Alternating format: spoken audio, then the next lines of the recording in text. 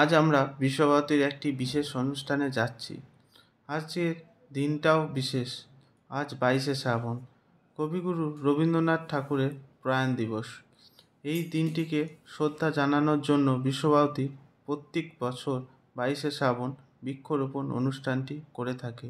যদিও কবিগুরু নিজে এই অনুষ্ঠানটি শুরু করেছিলেন, কিন্তু তার মৃত্যুর পর এই দিনটি বৃক্ষরোপণ অনুষ্ঠানটি পালন করা হয় বিশ্বভারতীতে।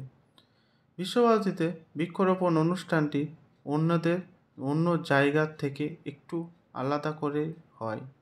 এখানে গাছ রোপণের মধ্যে দিয়ে প্রকৃতিকে আহ্বান জানানো হয়। মুরুবি জয়েরও কেতনে গানের নাচের শোভাযাত্রা পুরো আম্রকুঞ্জ প্রদক্ষিণ করে। প্রথমে বাচ্চারা, তারপর আস্তে আস্তে বড়রা নাচে অংশগ্রহণ করে। পঞ্চভূতের আহ্বান করে ও বৈদিক মন্ত্র উচ্চারণ করে বৃক্ষরোপণ অনুষ্ঠানটি শুরু হয় এখানে। প্রকৃতিকে বরণও করা হয় এখানে।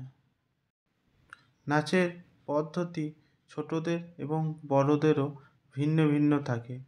তালি দিয়ে নাচ করে কেউ, কেউ হাত দিয়ে নাচ করে, বিভিন্ন রকমের। আর এই যাচ্ছে পালকি করে শিশু বৃক্ষটি, চারজন ছাত্র কাঁধে করে নিয়ে যাচ্ছে। পালকির সামনে ও পেছনে থাকে বেতের ছাতা। পালকি ও ছাতা দুটি ফুল আর পাতা দিয়ে সাজানো হয়। এই মূল মঞ্চে আছে ছাত্রছাত্রীরা, একদিকে গান করছে আর একদিকে বৈদিক মন্ত্র উচ্চারণ করছে। আর মাঝে বিশেষ অতিথি উপাচার্যরা বসে আছে। মুখ্য অনুষ্ঠানে আমরা এসে গেছি, যেখানে একটি গাছ রোপণ করা হচ্ছে। বেদিটির পাশে 5জন সুসজ্জিত কন্যা থাকে, পঞ্চকন্যা থাকে। তাদের নাম ক্ষিতি, অপয়া, তেজ, মরুত আর বোম। এই 5জনের হাতে থাকে পিতলের বাসন, যার মধ্যে থাকে নানান রকম উপকরণ। ক্ষিতির হাতে থাকে মাটি, আর অপার হাতে থাকে জল, তেজের হাতে থাকে প্রদীপ, মরুতের হাতে থাকে একটি পাখা, আর বোমের হাতে থাকে শঙ্খ।